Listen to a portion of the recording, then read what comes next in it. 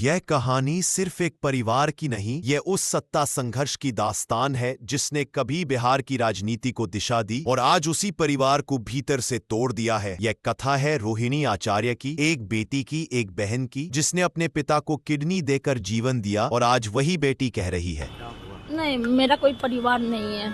अब ये जाकर के आप संजय, रमेश, तेजस्वी यादव से पूछिए, मेरा कोई परिवार नहीं है।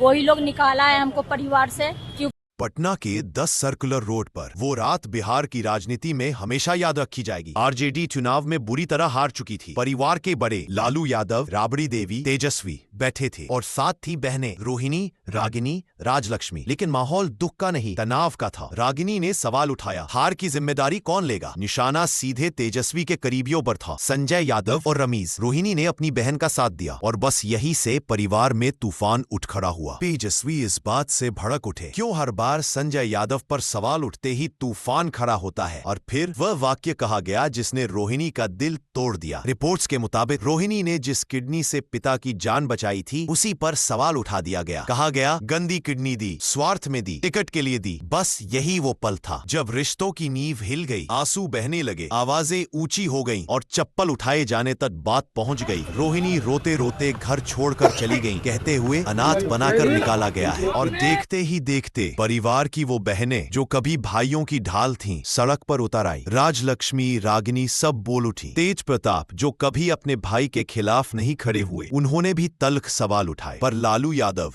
जो कभी बिहार की गूंजती आवाज थे, इस बार खामोश रहे। राबड़ी देवी जो हमेशा परिवार को जोड़ती रही, इस बार कुछ न बोली। लालू परिवार टूटने लगा था। और अब सवाल, आखिर संजय यादव कौन है? हरियाणा का रहने वाला आईटी इंजीनियर। 2012 में दिल्ली क्रिकेट ग्राउंड पर तेजस्वी से मुलाकात और वहीं से दोस्ती। धीरे धीरे संजय सिर्फ दोस्त नहीं रहे, तेजस्वी के स्ट्रैटेजिस्ट, सलाहकार, छवि निर्माता बन गए। कहा जाता है पार्टी के टिकट से लेकर इंटरव्यू तक सब संजय तय करते हैं। ये वही बात है जो परिवार के सदस्यों को चुभती है और यही वजह कि रोहिणी, रागिनी, तेज प्रताप संजय को परिवार में दूरी की जड़ मानते हैं। रोहिणी ने एक और नाम लिया, रमीज, उत्तर प्रदेश के बलरामपुर के रहने वाले, रिजवान जहीर के दामाद, जिन पर कई गंभीर मामले दर्ज हैं। रमीज आरजेडी की डिजिटल टीम और चुनावी नेटवर्क संभालते हैं। उनका नाम भी रोहिणी ने हार और अव्यवस्था का जिम्मेदार बताते हुए लिया है। इस विवाद ने एक पुराना अध्याय भी जगा दिया, ऐश्वर्या राय का, वो बहू जिसने कहा था मुझे धक्के देकर निकाला गया, मारा पीटा गया। तब किसी ने उसकी बात गंभीरता से नहीं ली। आज वही दर्द बेटी रोहिणी के बयान में सुनाई दे रहा है। किरदार बदले हैं पर कहानी वही है। रिश्तों का अपमान, परिवार की राजनीति और सत्ता का दम। सवाल बड़ा है, क्या लालू परिवार वापस जुड़ पाएगा? रोहिणी के आंसू सूखने को नहीं। तेज प्रताप बगावत मोड में है, बहनें खुलकर विरोध में, और तेजस्वी अपनी जिद और अपने 2 करीबी साथियों के साथ खड़े हैं। बिहार की जनता भी सोच रही है, जो परिवार खुद बिखर गया, क्या वह राज्य को जोड़ पाएगा?